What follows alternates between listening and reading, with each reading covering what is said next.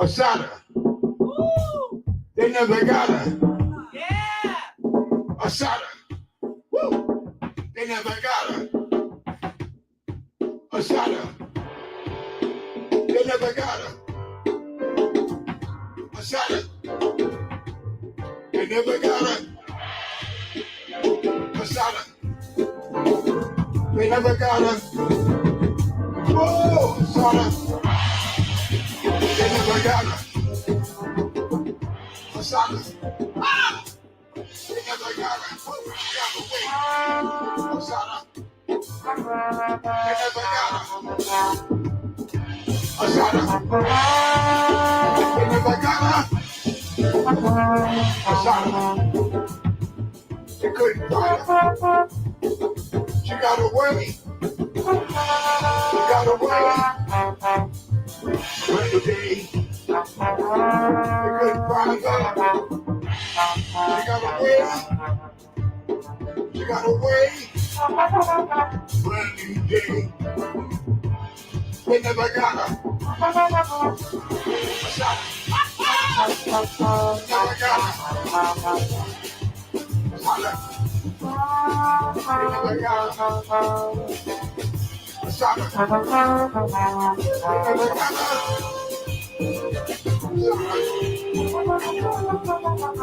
$2 million had on her head. Tried to kill her. She couldn't be dead. They never got her.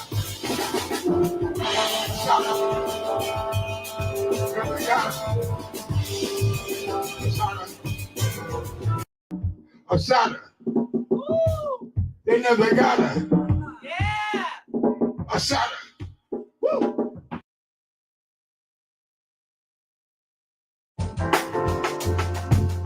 During a drought, in a storm, she was uprooted and replanted in the rich soil of Cuba.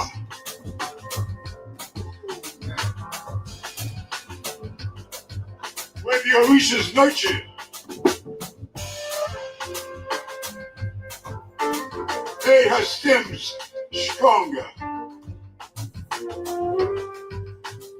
Filled the air with a fragrance.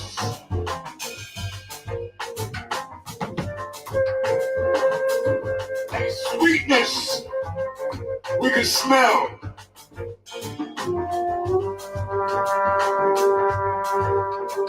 Making the beast choke. Making him choke from his own disgust. How she got away. A scent of freedom fills our nostrils.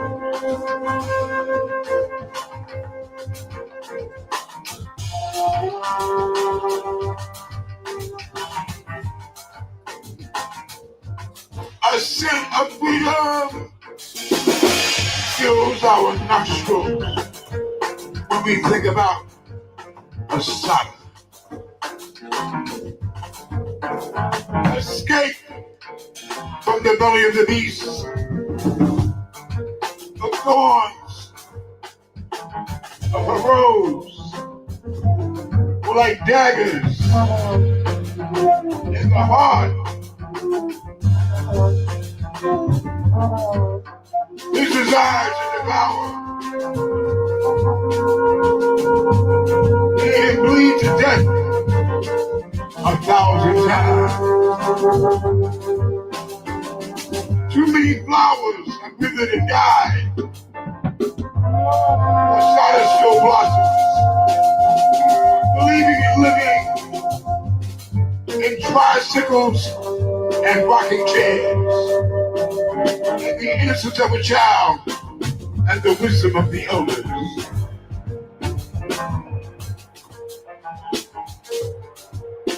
A world of petals glistened in the Caribbean sun.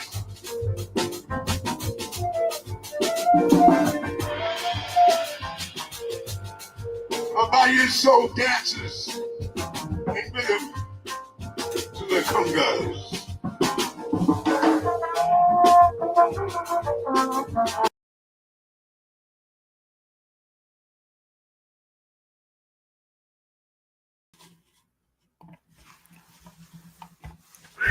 Greetings. Good afternoon, good evening. How y'all doing? Thursday, October 2nd. My name is Tandasizwe Shimaringa, and this is Root Work. Excuse me. My mama is rolling over in her grave right now. Root Work. This is Root Work here on Black Liberation Media. If you're just joining us, please like, share, and subscribe. I ask people to do that in the beginning in case they get pissed off later on and forget to do it. Like, share, and subscribe. The link, share the link now, like the show now, and get it all over with. Subscribe to Black Liberation Media. Subscribe to Root Work if you have not done so already. Again, my name is Tandasizwe Shimaringa, and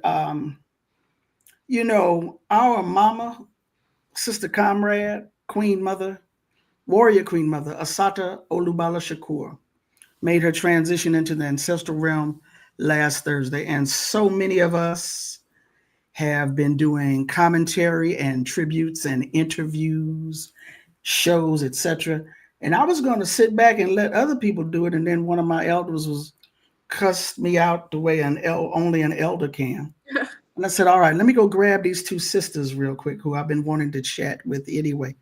Jalessah Òșúnkémi and Brooke, Obie. Unfortunately, Brooke, Obie had to back out at the last moment, but she will be back. We love having her analysis and commentary. And Jalessah Òșúnkémi is someone I've been wanting to speak with for a while, primarily because of an essay she wrote. And I want you to forgive me. Your pronouns are they, them. Is that correct? Yes. Oh, I'm gonna need you to speak up just a little bit more. Okay. Can you hear me? Can y'all hear her? I'm not hearing her that well. You can't hear me? I mean, I can. It's just not as loud as I would like for it to be. I'll try to project. Okay, there we go. Now, I came across you as a reproductive health and rights worker. Mm-hmm. And also you are the founder of the Decolonial Feminist Collective, doing critical readings, critical study, critical analysis around various concepts and texts. Mm-hmm. And so I've been following you for a while.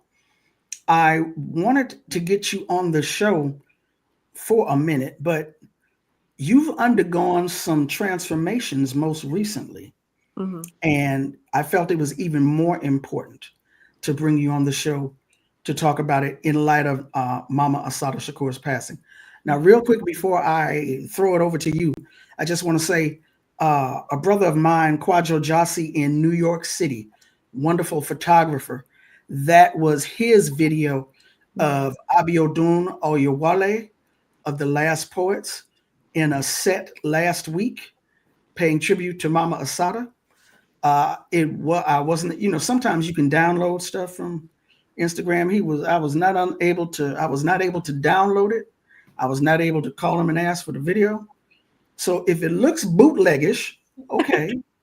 All right. I would love to have had the actual video. I'm gonna ask him for the video, but at any rate, that was his work, his videography of Abiodun Oyewale of the Last Poets, paying tribute to Assata in a wonderful jazz set last week, and it had me back here grooving. I don't know about y'all, but at any rate, So the Decolonial Feminist Collective, you engage in critical analysis. You've engaged in a lot of what I would say are Marxist-Leninist texts, authors, organizers, activists.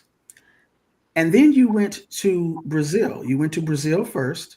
You made some observations there. And then you came back from Brazil, took a little moment, did whatever. And then you went to Nigeria and became initiated into Òșún. Is that correct? And if I'm not mistaken, you've had some more initiations. But let's talk about this essay that you penned before your initiation, but after you came back from Brazil. I have not subscribed to your Substack just yet. If you could give me I can put it into the chat. It's on your Substack. What is the address of your Substack? It's called Decoloniality, but TEA is the spelling. Decolonial ITEA. Yep. And was that at Substack or .Substack? Substack. Good question. See, I tell you what. Look. Y'all, the chat is undefeated. Somebody's gonna look up decoloniality, TEA. .substack.com. That's Substack. And hopefully, okay, I don't know if they can click on it. I don't know. Like I said, the chat is undefeated. Somebody over there will handle it. They help us out. They know I'm tech spicy. Yeah, me too. So let's talk about. Okay, good. Let's talk about this essay and whereas in tribute to Mama Assata Shakur, we know her as a soldier of the Black Liberation Army. Whether they was lying on her or whether her comrades in arms fondly remember her, we have this image of Assata Shakur as a soldier in arms, a soldier of the Black Liberation Army, right? She's been charged with numerous quote unquote offenses against the state. Right. She escaped from prison in 1979 with the help of comrades in arms. We know now that Sekou Odinga, who has made his transition, Dr. Mutulu Shakur, who has made his transition, Marilyn Buck, who has made her transition. We know that these people were involved in helping to get her out of that prison in New Jersey in 79. We know that eventually she made her way to Cuba, that she made her case for political asylum. It was accepted. It was granted. She was kept safe and secure for close to 50 years. Right. We have her autobiography. We have her numerous interviews and writings. And then we had the film by Gloria Rolando, Cuban filmmaker, Eyes of the Rainbow, in which Assata talks to us about her story, her life, her living there in Cuba. And throughout the film, infused is the Orisha tradition of Lukumi and Santeria. So we know that Cuba is a socialist state. Right. We know that they came forward through Marxist-Leninist thought. And we know, again, that also as a predominantly African country, one of the places where the Yoruba tradition via Ifa, the Yoruba Ifa tradition of Santeria, Lukumi, etc., survived the strongest was in Cuba, just as in Brazil and in Candomblé. But again, we've got this Marxist-Leninist tension. Or do we have a Marxist-Leninist tension? Right. So that's why I wanted to talk with you today regarding not only that, but Mama Assata as a spiritual warrior. Yeah. A cultural warrior. Yeah. All right, so I'm gonna shut up and let you go ahead on. Yeah, no, I think that was a good way to open the conversation because, today I was thinking about, as I'm, like you, looking at these sort of different ways that people are honoring Assata, honoring her legacy, honoring her critical contributions to the work of the Black Panther Party and the Black Liberation Army. Something that I was thinking about is that a lot of the representations of her are very masculinist representations of her. And, my path in Òṣún is Yeye Iponda. Like it's the story of that path is very much warrior. It's warrior, but on the other side of it, it's also this very motherly figure. So when I think about even Assata and like my Yeye Òṣún, I'm thinking about how sometimes we get these fragmented representations of people that we honor or revere, right? With Òṣún, a lot of the representation is like her sensuality, her motherhood tendencies, her sweetness, abundance, et cetera, et cetera. Rarely is she seen as the warrior that she is, right? And, they're, as I've been studying Òșún, like she's sometimes described as the manly woman, right? Because she traverses these sort of characteristics that are considered very feminine and also considered very masculine, right? So like we're not monolithic in who we are as people, and neither was Assata, right? I want to start by just saying that Decolonial Feminist Collective, which is a political project that I founded in 2020, the sort of seed to sort of start that project was planted after I went on a delegation to Brazil. I went to attend a transnational decolonial Black feminist summer school in Brazil. That's a learning space that brings together, organizers, activists, academics from the US and other places in the global South to sort of have this inter-epistemic dialogue, right? Like, how do we make meaning about the issues that we're confronted with? Those of us who are interested in thinking about these issues through a decolonial feminist lens, how can we learn from the various contexts that we're sort of situated in? And then how do we like create the conditions to have solidarity, to build solidarity? So, well, if I can stop you real quick, don't lose that point. Don't forget, I'll forget. So don't you forget. What is the difference between decolonial feminism and the feminism that most of us here in the US have heard about and probably disdain? Right. That's a good question.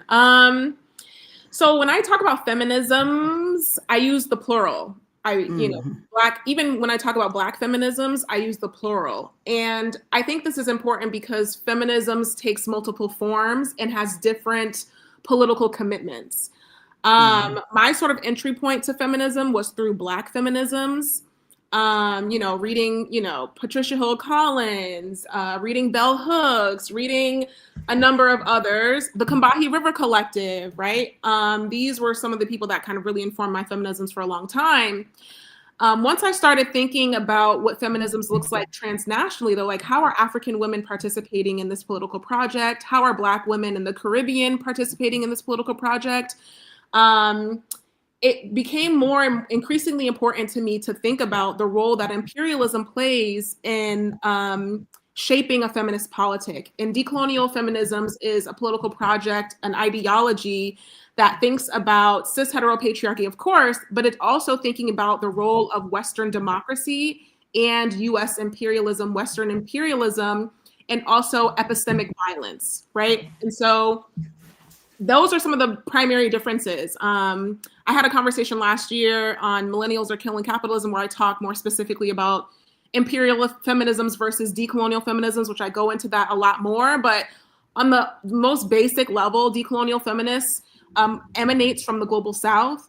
Maria Lugones coined the term decolonial feminism, and it addresses the coloniality of race, the coloniality of knowledge, the coloniality of gender, the coloniality of being, right? Like even the idea, this dichotomy of human, non-human, right? Male, female, right? And I think, my spiritual practice is also kind of lifts up this idea that being in right relationship with the earth is something that's important, right? So these are some of the concerns of decolonial feminisms, like environmentalism, like how are we taking care of the earth? How are we in relationship with non-human beings, right? Like these are some of the questions that I think expand the political project of feminism, or US-centric feminism, or Western-centric feminisms. Yes, and I noticed that Assata refers to that a lot, about how we have to be weapons of mass construction, because the people who are running the planet are destroying it.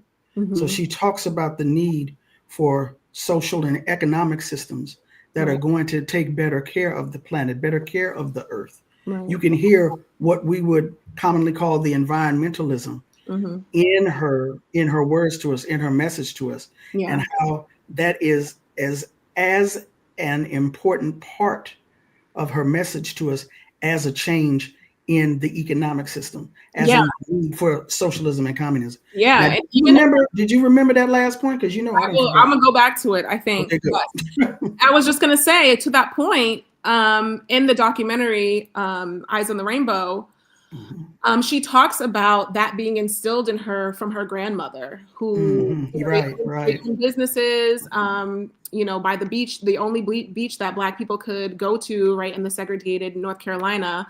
But she talked about how it would enrage her grandmother to see people littering, right? Like, why couldn't they hold that trash in their hand until they got to a trash bin? So from childhood, she's kind of brought up to have this respect for the environment. And that was something that was instilled in her by her elders, right? And so it makes me think who had a relationship to the land. Right, who had a relationship to the land, who inherited land from their indigenous great-grandfather or grandfather. So yeah, I think, it's important to think about the breadth of her concerns, right? Thinking about how that also included the land and how we treat the land and the environment. So yeah, I was talking about like why Decolonial Feminist Collective like even exists, and part of that being informed by this delegation that I was on in Brazil, where I got to learn from organizers on the ground there who were organizing against police violence in Brazil and violence against women, so feminicidal violence in Brazil. For those who might not know, Brazil has the second largest Black population in the world, right? And it's second only to Nigeria. Brazil's a very Black country. And 82% of the people killed by Brazil in 2023, for example, were either Black or Pardo, so mixed race, Black or brown, mostly Black. Over 70% of Brazil's population is Black, and about 64% of feminicidal violence is experienced by Black women. And so that's sort of the context of some of the conversations that were taking place at this Decolonial Feminist summer school. I got to meet organizers who were part of collectives that were organizing within their communities, within their favelas, around these issues. Mothers who were organizing around police violence, many of whom had lost their sons to the police, organizing campaigns, organizing support networks, et cetera, et cetera. And something that really stood out to me was not only the ways that they were organizing against state violence, right? And genocide against Black people, it was also the components of their practices beyond the organizing against state violence, right? Like, what were the practices that were grounding them, that were helping them to create support networks? And, part of that school was to introduce us to the spiritual practices of these organizers, many of whom were initiated priestesses, right? And so it brought to me, at the time, I didn't have a religious practice. I didn't grow up Christian, going to church. Like, I was curious, so I would have Bible studies when I was in like middle school and high school on my own accord. Like, my mom didn't make me go to church, but she was like, okay, like, you should learn as much as you can learn. And I've always been an intellectually curious person and had questions that, could not always be answered. But that was the first time for me seeing the sort of coming together of political activism, organizing, and a spiritual practice existing alongside each other. And not only that, thinking about the Haitian Revolution and the spiritual practices that were practiced then, and also seeing that a sort of through line between that and the Maroon communities, or Quilombos in Brazil, how those spiritual practices in the form of candomblé, how they were hidden behind or syncretized to hide from white folks. That was sort of, discussed with us as something central to the organizing praxis. That was something that really moved me. Thinking about Brazil and the United States having this sort of mirroring happening where, we experience, Black people experience police violence in the United States, are killed by the police with impunity. The same thing to a higher degree is happening in Brazil. And so, but I didn't see at the time this sort of connection between spirituality and this, fight back against this. And so that introduced me to a whole new world of, approaches to organizing. I entered the work, just passionate about reproductive oppression and confronting it. And through my many years of organizing around reproductive oppression in the South, which, as we know, is the most restrictive region, maternal mortality rates are high, infant mortality rates are high, abortion bans in almost every southeastern state, right? Like the South is why we have the term Mississippi appendectomy. Exactly. Mm-hmm. Exactly. Black women go into the hospital for something and come out with their uterus removed. Right. And if you can remember a few years ago, the Irwin County Detention Center here in Georgia, there was the whistleblower, Don Wooten, who blew the whistle they were sterilizing folks in that detention center. You know, this is our history, but this is also our present, right?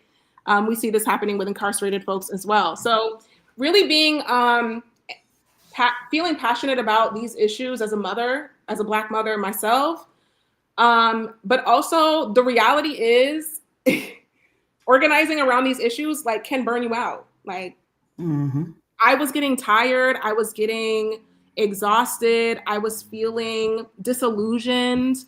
And so again, I come back to like, what are the practices that help us persevere, that help us practice resilience, that help us feel grounded? And yeah, so I had that experience with the Orisha in Brazil. A few years later, I went to Cuba on another delegation, right? I went on a delegation with organizers from the South, the US South, Black organizers, and we went to Cuba, spent about 10 days, grounding with and connecting with Black organizers in Cuba. Learning about the blockade, learning about the fuel shortages on the island. They had just had that oil fire, that explosion. So there was an oil shortage, there was all sorts of food shortages on the island. But really learning about the resilience practices of the Black Cubans and while we were there.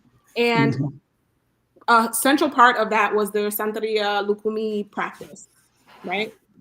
Many of the core organizers were initiated priests and priestesses.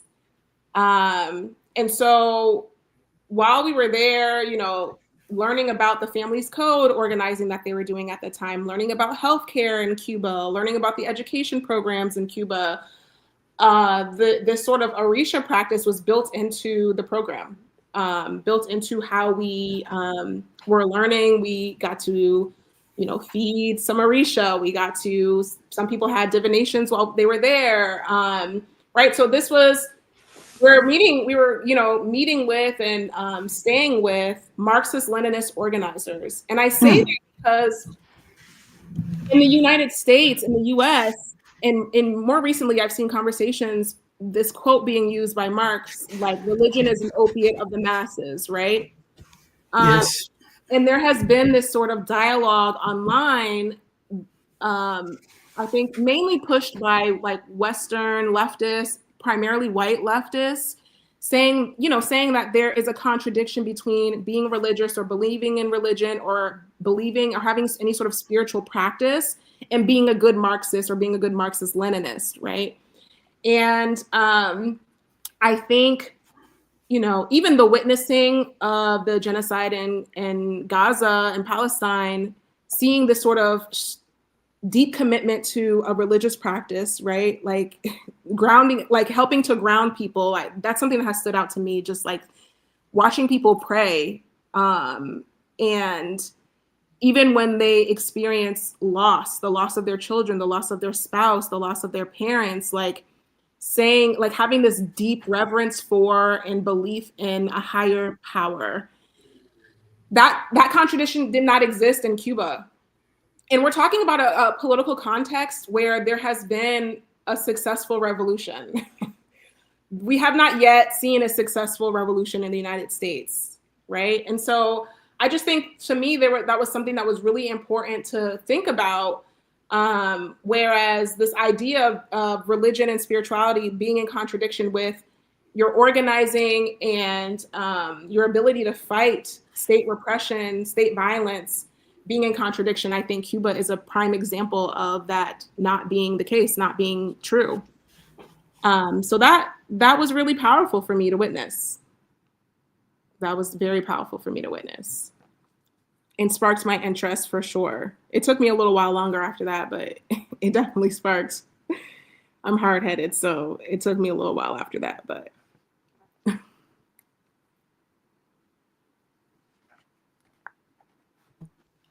I want to apologize. This happens every now and then. Mm-hmm.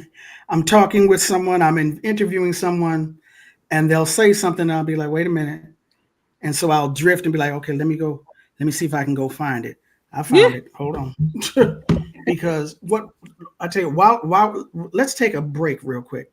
Okay. Because this is the meat of what I wanted to get into. And for those who are not into meat, the mushroom or whatever, the tofu, whatever y'all do. I'm going to play this piece by Baba Askia Touré. Askia Touré is one of the poets, architects of the Black arts movement. He was a member of SNCC during the late 1960s, but not just a member of SNCC. He was a member of the Atlanta Project of SNCC, which wrote this paper, which led to all hell breaking loose. I'm giving y'all the quick version about why do we have white people in SNCC. They really need to go and organize in their own communities. Let me play this real quick and get this other clip ready for y'all. So I'm telling y'all, this is, yeah. Yeah. Okay. Hold on. Just hold on 1 second.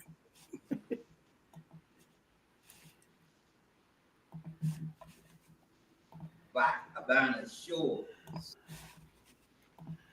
Now, this is a poem that he wrote called Palenque Queen by Havana's Shores, and it's for Mama Assata Shakur. Mm-hmm. He wrote this in the 90s, early 2000s, I do believe. Mm-hmm. To Assata in exile. Hopefully y'all can hear that. Maroon woman, feisty and sensual with Òșún beauty. The fierce blue Gulf waters wash daily over your shadow as you mingle with fragrant palms and tropical peoples. Political exile. 20 years have passed since the blast of your great escape created havoc for the empire. Now safe in an African Palenque, Afro-Cuba style of Marcel and Marti, whose guerrilla blood stains the Caribbean proletarian red.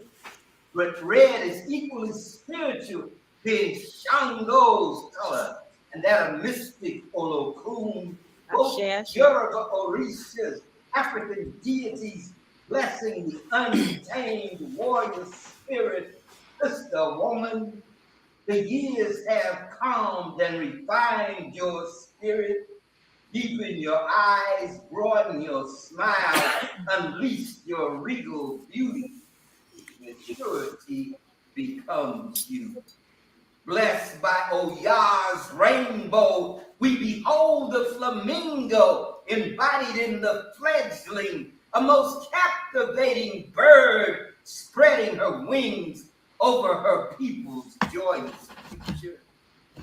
Of course, 666 and its minions blockade and spew death threats at the insurgent isle. New Jersey's mini-skirted Barbie doll threatens Fidel, even the Pope, demanding your recapture.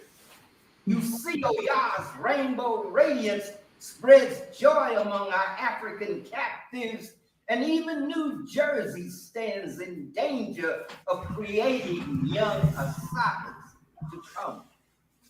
So Barbie, the governor, masquerades as Reagan's parrot, Bush's puppet, tongue-kissing Jesse Helms in a Kodak moment by demanding your head. But we, 30 million strong, million man and woman marchers say, hands off Assata, Republican witch. This sister you won't kill or turn into Oprah hanging out with Uncle Sam. She is ours, this Oya woman, this liberation fighter, this warrior queen, This child of Harriet Tubman is ours, the Black nation's champions, and we will collectively burn down Babylon if she is harmed in any way. You do remember Rodney King. So nights in Havana are rhythmic with Afro-Cubano accents, and friendships diminish time's tyranny. Oh, how we wish your brilliant strategies could lead us, but realize that only revolution will bring you home. So bless us, sister woman. Keep us in your heart.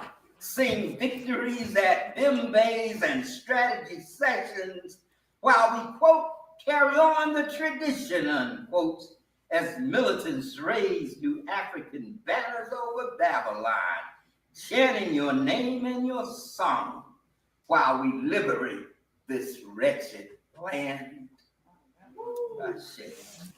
Ashe. We're going to come back to Sekou and Baba Mutulu later on. That was Baba Askia Touré, one of the architects of the Black arts movement, member of the Atlanta Project of SNCC, reciting his poem on Mama Assata Shakur called Palenque Queen from Havana Shores.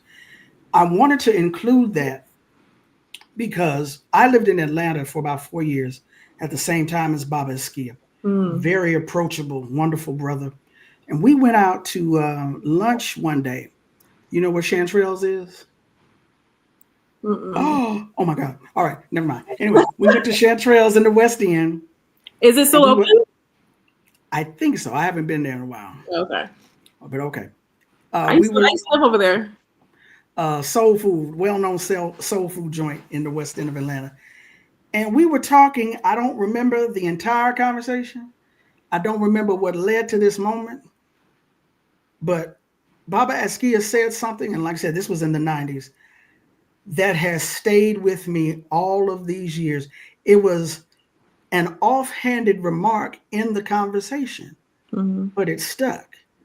And, you know, he has a way of talking similar to the way he recites poetry. He's like, yeah, such and such and such and such, and blah, blah, blah, blah, blah. And then he said, well, half the BLA was Muslim or Yoruba, blah, blah, blah, blah, blah, blah. And I was like, At the time, I didn't know what he was talking about, but I guess my Ori did. I guess my indwelling spirit did, because it stuck like glue, and it's been there all this time. Half the BLA was Muslim or Yoruba. Okay. So yeah, the integration of resilience practices in Candomblé, or in Brazil, excuse me, and in Cuba. When we talk about the Black Liberation Army, when we talk about Bashir Hamid and Abdul Majid and Jalil Muntakim and Nur Abdul Qayyam, Albert Washington, we also talk about Mtayari Shabaka Sundiata and Sundiata Akoli and Sekou Odinga and Lumumba Shakur and Zaid Malik Shakur and Safia Bukhari and Afedi Shakur and Assata Shakur, and it's so many more. The Olubala tribe of the Black Liberation Army, with Kimu Olubala, Rima Olubala, Changa Olubala. I was like, wait a minute. You sound like Muslim and Yoruba names, Kuwasi Balagoon. Right. A Khan and Yoruba name. Yeah. So it was almost like that full circle moment. Yeah. The other thing, real quick, years ago, Kathleen Cleaver.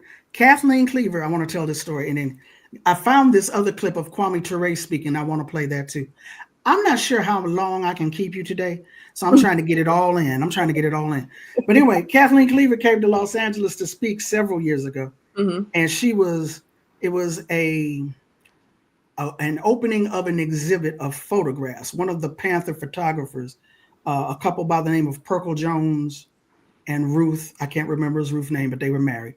Her name was different. It wasn't Jones. But at any rate, a lot of the famous photographs of the Panthers in Oakland that we've seen came from them. And she was narrating the context behind some of the photographs. And at the end, it was question and answer. Someone asked her, thinking back, what would you do differently now as opposed to then. And she said the question of spirituality. Yeah. She said that there was a young sister in the Panthers named Ann. And she said Ann would get up early to feed children in the breakfast program. But Ann did not want the Panthers to know that she would go and play the organ in church. And she did not want the church to know that she would get up and feed hungry children.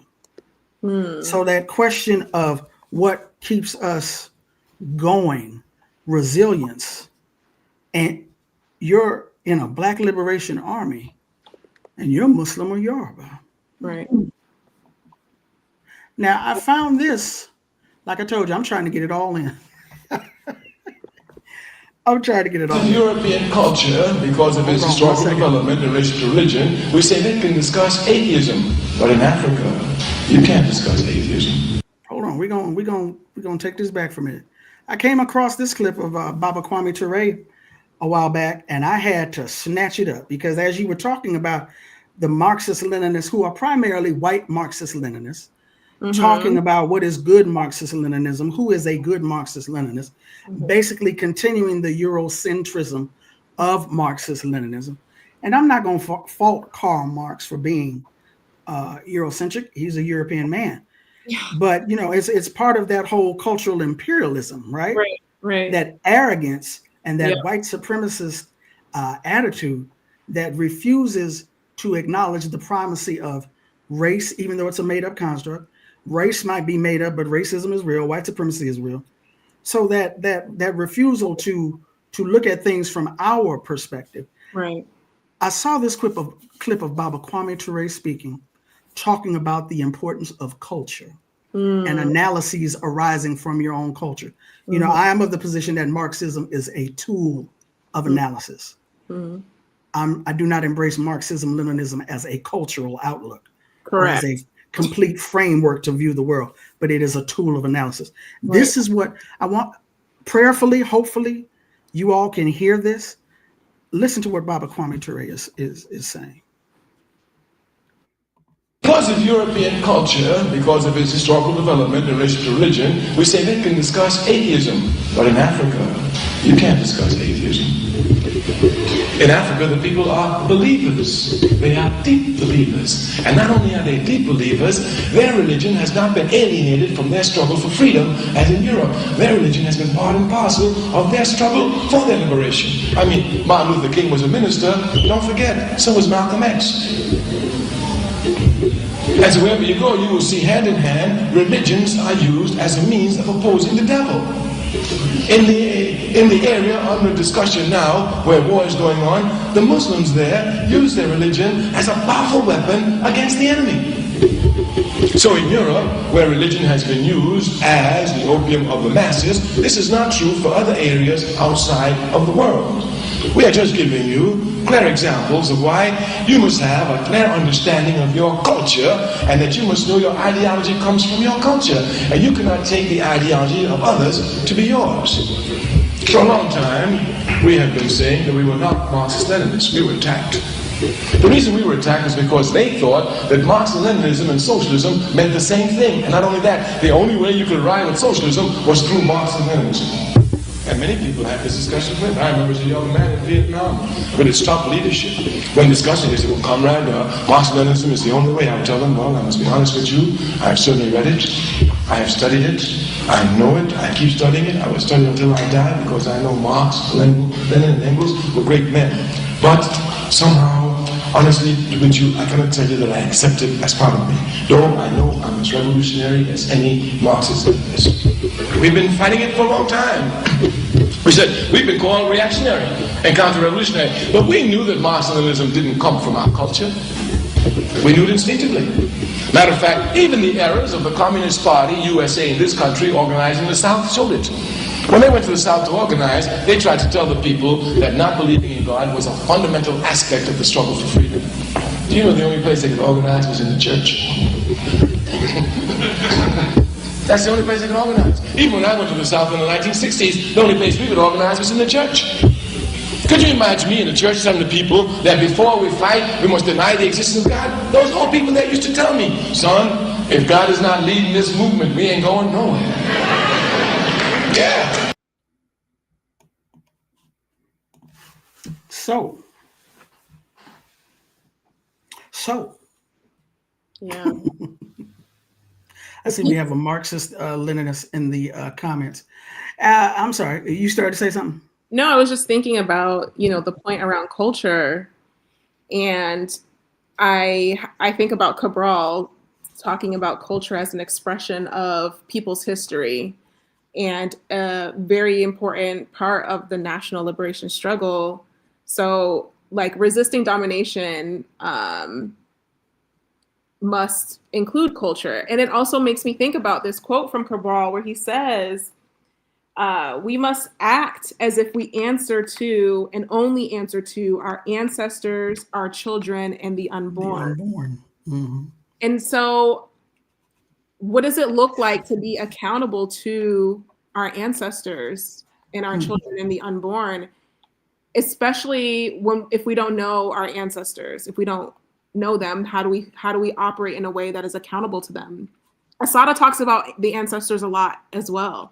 She talks about living her life in such a way that when she transitions, that she doesn't have to hang her head in front of her ancestors, right? And so I'm just thinking about that piece around accountability and this sort of African like ideas about time.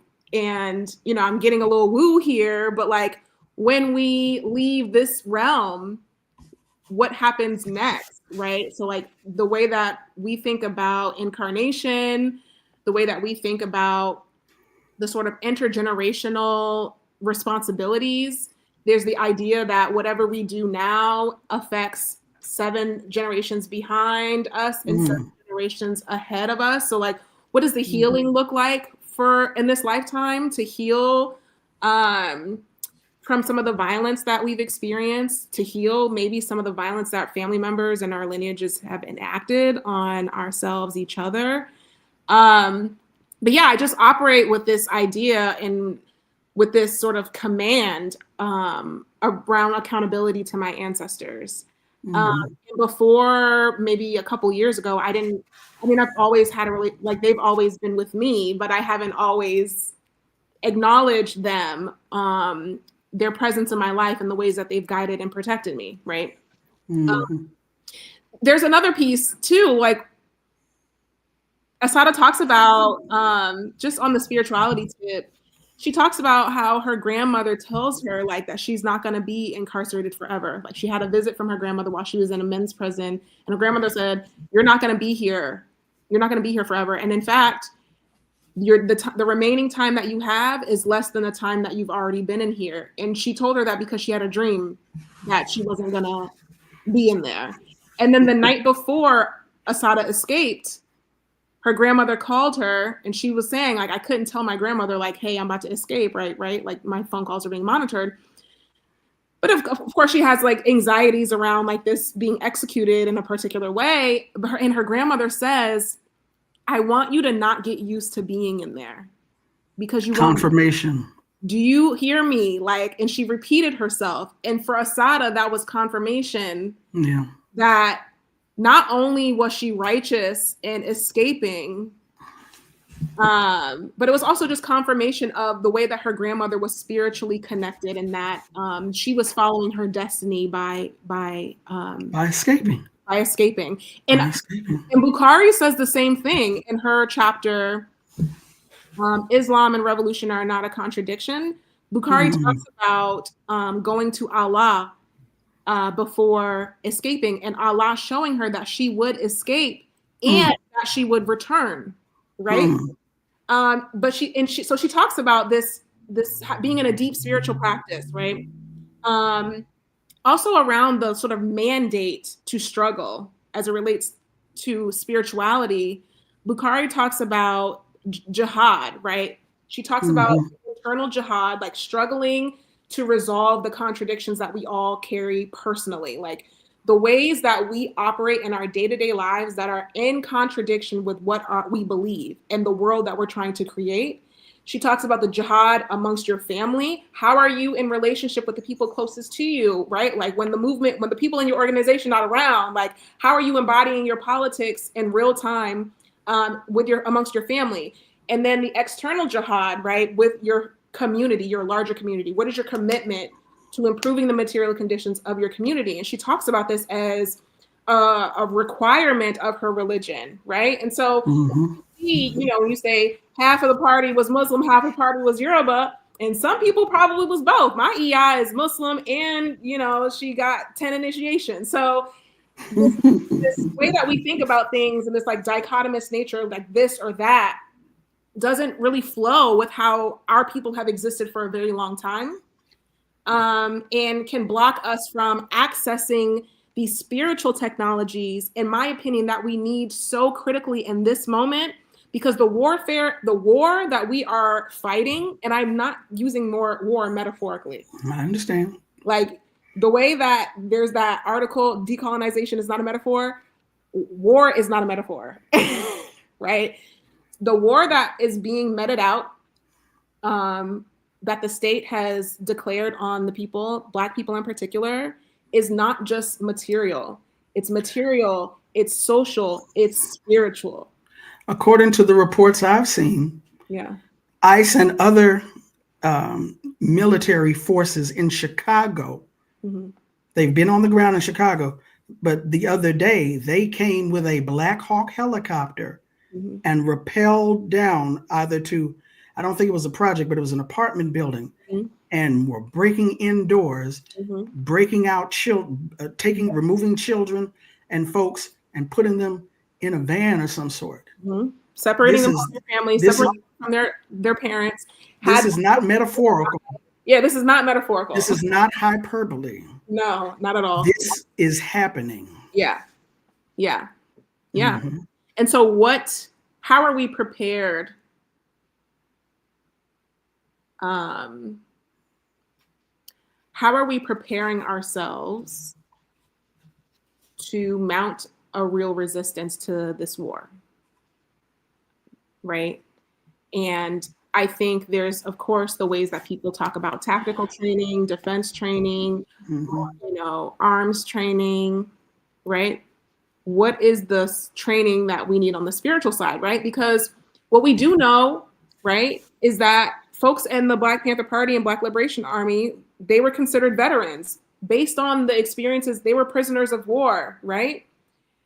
What does that do to a person's psyche to be in solitary confinement for years upon years upon years, to not have the nutrition, to not see the sunlight, to not interact with other human beings, right? This takes a toll on a person. And so one of the things, I recently saw a clip from Eddie Conway, who was a former Black Panther. He's still, actually, I don't know if he passed. He made his transition a couple of years ago. Yeah, he passed, but he talked about how, some former party members years later they didn't cope well, and they didn't have a spiritual practice that helped them cope. And so they turned to, drug use and things of that nature because of the traumas, they had PTSD. And so I think about that as it relates to our movements today. One of his things was like, we should have had better spiritual practices, healing practices and things of that nature. So us studying, the sort of strengths and weaknesses of the party, what can we do to prepare ourselves today?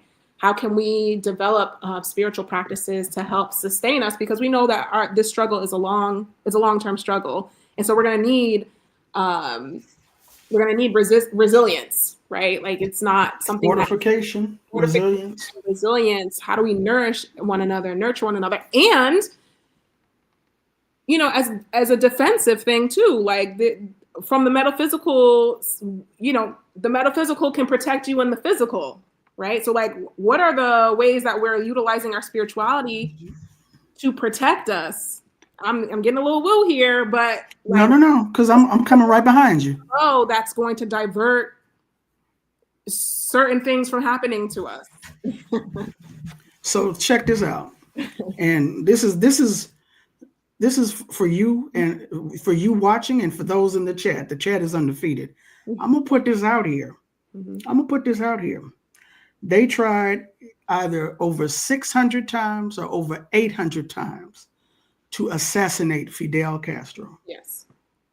Over 600 times or over 800 times. I can't remember the number. I just know it was a triple digit to assassinate Fidel Castro. Assata Shakur was 90 miles away. Yeah. You could have reached out and touched her. Mm-hmm. She lived to be 78 years old, almost 50 years on that island. Right.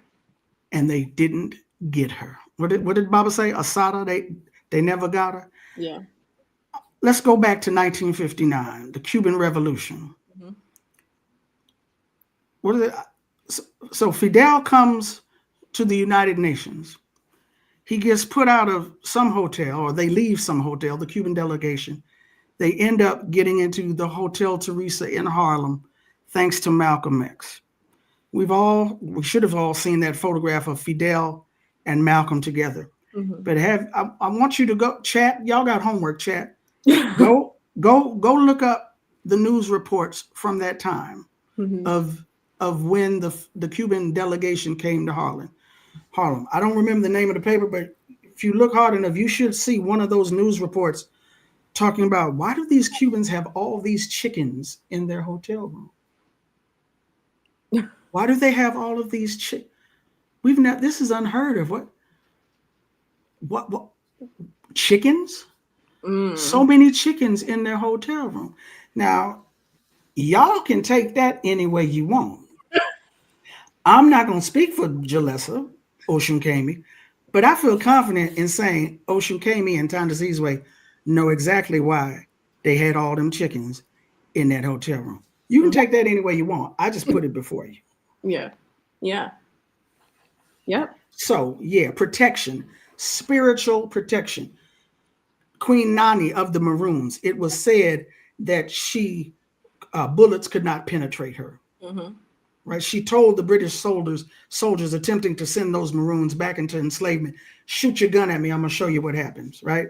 When we talk about the guerrillas of Zimbabwe, there was Nahanda, the spiritual medium, okay? When we talk about those Palenques, those Quilombos in Brazil, there were spiritual mediums there. Yeah. We call them warrior priests. Yes. Warrior priests. They don't, as Nana Kwabena Brown, one of the Akan priests in Washington, D.C., he says, these priests, they're not at the back of the formation shuffling shells and trading beads. Right. They're on the front line with the other warriors, protecting them as they go into battle.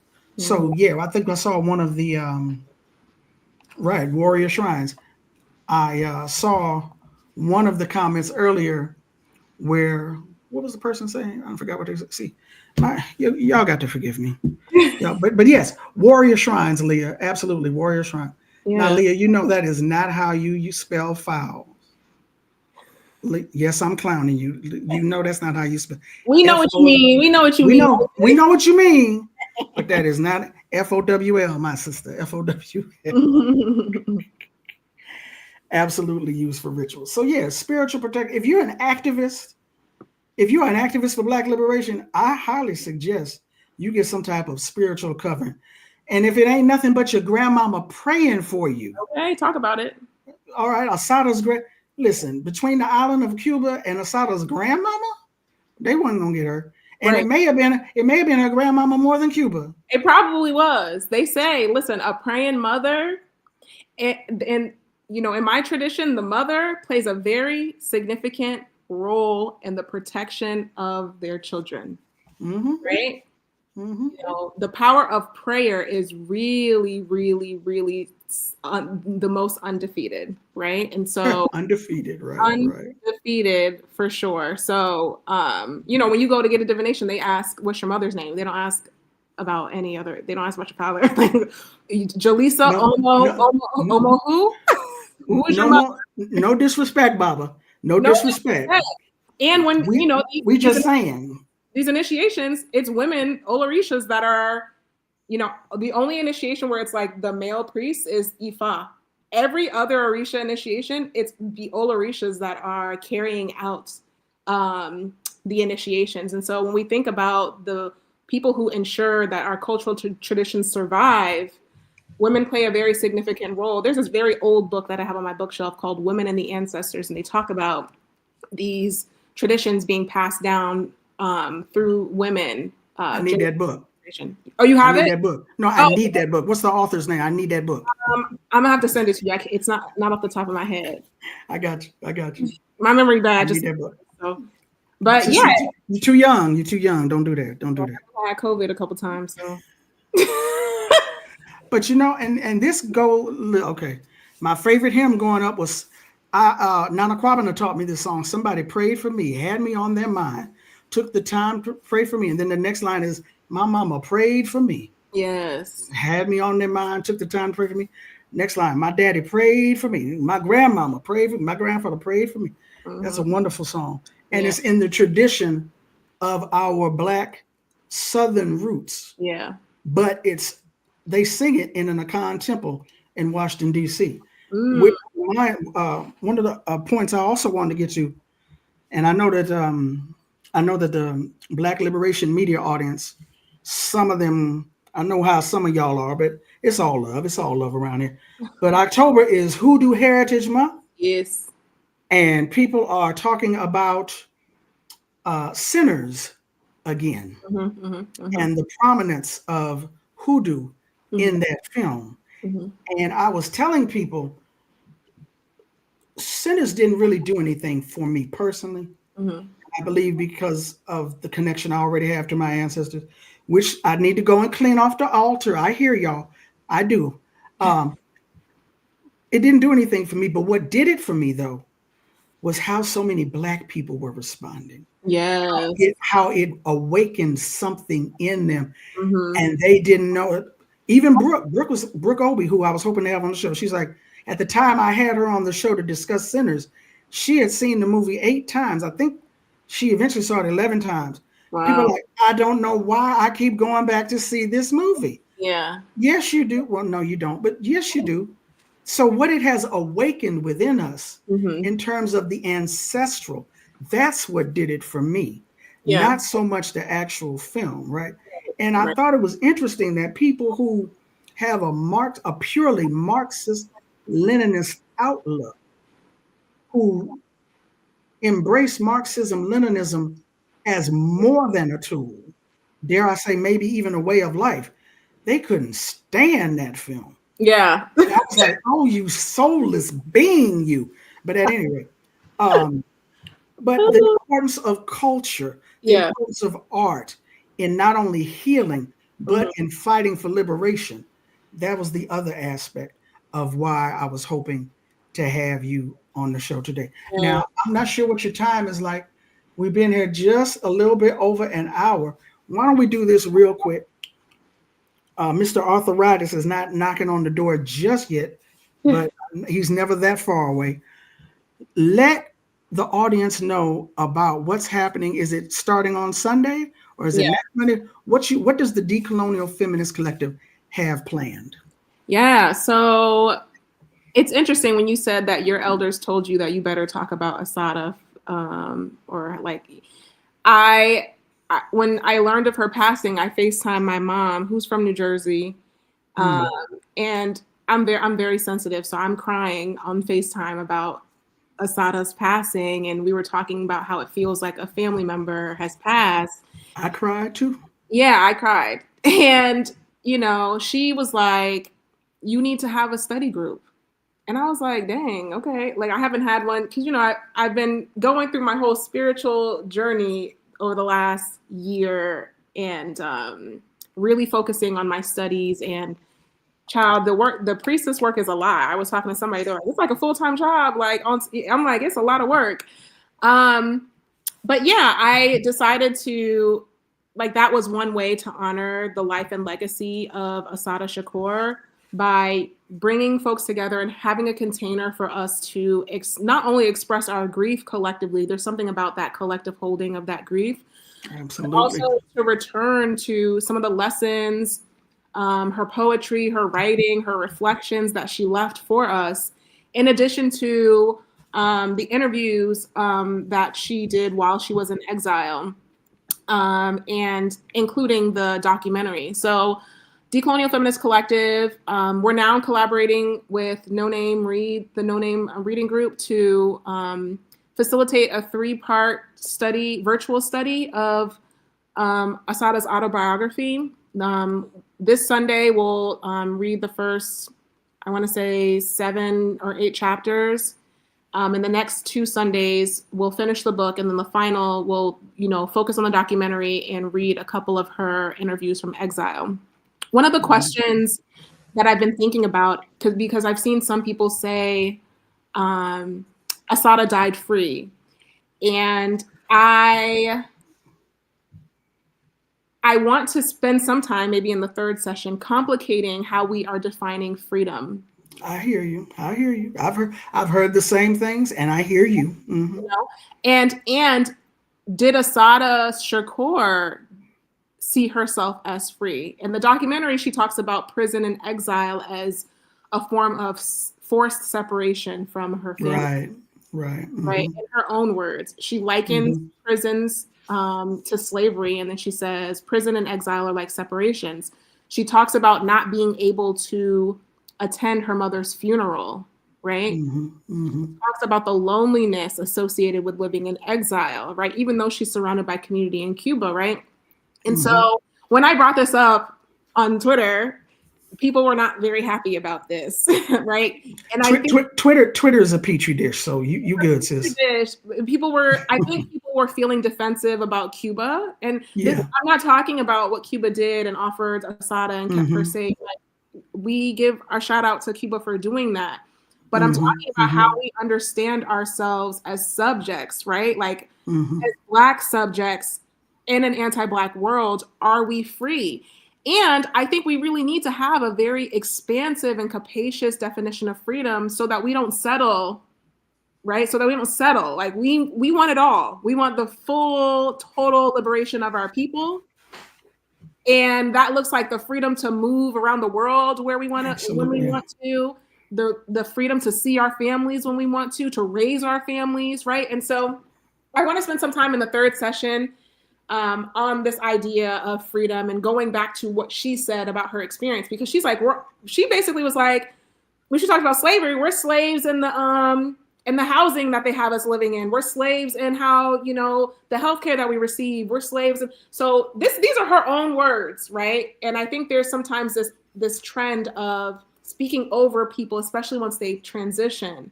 What did Assata say about her experience? And then how can we carry on the task of achieving that freedom that she gave her life for, right? So yeah, we're having a 3-part study group. It's virtual. At this point, I'm going to have to live stream some on YouTube probably because there's too many people registered for it. But would love. I'm excited. That's a good thing, right? No problem. It's no problem to have. But I'm excited that people are interested. And I've been lighting. I created a small little altar for her. I've been lighting a white candle for her and setting some water out for her. In my tradition, people are not ancestors as soon as they pass. There's a period in which they make their way back to Òřún. And one of the things that we can do on this side is to set out some water and to light white candles to help light the way for her transition back home. And so I encourage folks, if you feel comfortable with doing that, say some prayers for her, light some white candles for her, set out some water for her, and just speak positivity over her for that transition. Absolutely. And let me just throw this out here. I'm not an Akan priest. But in the Akan tradition, there's what they call the 40-day ceremony. Yes. 40 days after a person passes over, they do particular rituals. And I'm just throwing it out there. November 2nd, the anniversary date of Assata's liberation from prison. If my calculations is correct, that's the 38th day. Oh, wow. So, if you a day or two early or what have you and want to do a little something in your communities, I think that Òřún would understand that and appreciate that and accept that. But thanks for sharing that. So if people, you said people was too many people have signed up. However, if they still want to get more information, if they want to follow what the Decolonial Feminist Collective is doing, or what you, Jalessah, Òșúnkémi are doing, how can they do that? Yeah, so you can subscribe to our Substack, decolonialfeministcollective.substack.com. We will be posting study groups there. Follow Decolonial Feminist Collective on Instagram. Follow me, Jalessah J, on Instagram. I'm always sharing what we're kind of up to with Decolonial Feminist Collective. But we, have regular study sessions on various texts. This is our second time reading Assata. We've read Bukhari's books as well, some Walter Rodney. So the Marxist-Leninists, you're welcome to come. You know what I'm saying? Like we read Ndai, Marxist feminist. So, pull up and, different perspectives that the space is there to be in collective study and to grow ideologically together, to take what we learn and to bring that information, that knowledge back to our organizing spaces and embody that knowledge. And so, tap in with us. We would love to have you. I have loved and enjoyed having you on Rip Work here on Black Liberation Media. Thank you so much for taking time out of your schedule to be here with us. Thank you so much for sharing with us your experience and your perspectives. I greatly appreciate it. Now, I told y'all to like this before we got started. If you haven't already liked, please like. Please share the link. Please, we appreciate the comments. I'm sorry I wasn't able to get to everyone. I'll be trying to pay attention. It's rough. It's rough on me. Yeah, the attention span don't be spanning. I'm the same way. Be spanning. But now don't the other Substack where you wrote about your experience. You actually have a most recent essay about what is it about Assata and spirituality? That struggle is spiritual. And so I taught a Black August writing workshop where I pulled from Assata, Bukhari, and Erica Huggins, all of whom have spoken about their spiritual practice sustaining them. And in that piece, there's some reflection questions if folks want to do some writing around this intersection between struggle and spirituality. So that's my personal Substack. It's Decoloniality, and TEA is how that's spelled. Okay, so we've got your personal Substack. We've got the Decolonial Substack. Yes. You do have to rewind to the beginning. You shouldn't have got here late. No, I'm not going to chastise you. I'm just going to. Our chat is very, very loyal. They are wonderful. We appreciate them so much. Yes. And getting back to appreciate you so much, because I've been wanting to do this for a while. I'm so glad that we were able to do this, to have this discussion around spirituality and its place in Black liberation. I did a piece a while back on Ifa. You can look it up. Y'all can look it up right here on Black Liberation Media, right here on Work, talking about Ifa and how we can use it in our day-to-day struggle and how the Odu supports the work that it is that we do. So hopefully more folks will be able to not only check that out, but if you've been feeling some kind of way about incorporating spirituality in your activist work, or if you've been feeling some kind of way about incorporating activism into your spiritualist work, it's okay. It's all right. It's all good. Do what you need to do for you. Let your spirit lead you into this work. Let your spirit cover you as we do this work. So absolutely. All right. You're in Atlanta. I'm in Atlanta. It is 8-something p.m. I'm gonna let you go. Yes. Thank you so much. Here. No. Thank you. The pleasure was all mine. And I'm signed up for the seminar. Okay. And I will always sign up for seminar. I really support. You always pop out. I appreciate it. I missed the one on Andaye. Maybe you can hint offer that one again. But at any rate, that was a really good one. So you might be right. All right. Thank you so much. I will talk with you later. You take care. Bye-bye. And as usual, appreciate Y'all in the chat, appreciate the Black Liberation Media family, of which you are a part, chat. Appreciate y'all so much. Thank you so much. Thank you for your support of Rootwork. Thank you for your support of Black Liberation Media. Y'all know we hit 50,000 the other day, right? Or maybe it was the other week. I don't remember. But we had 50,000 because of y'all. We appreciate you oh so much. We've got some merch out there in the world somewhere. Go to the website. Go check out the links at Black Liberation Media here on YouTube. If you have not signed up for the Patreon, is it Patreon or Patreon? If you ain't signed up yet for it, please sign up. And again, I keep repeating this because it helps us. Like, share, subscribe. Please, please, please, please, pretty please. Like, share, and subscribe to Black Liberation Media.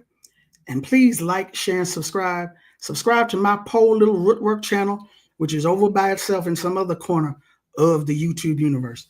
But at any rate, I am going to get up out here. You all enjoy the rest of your evening. Please stay safe, and I will catch y'all on the next one. All right? All right.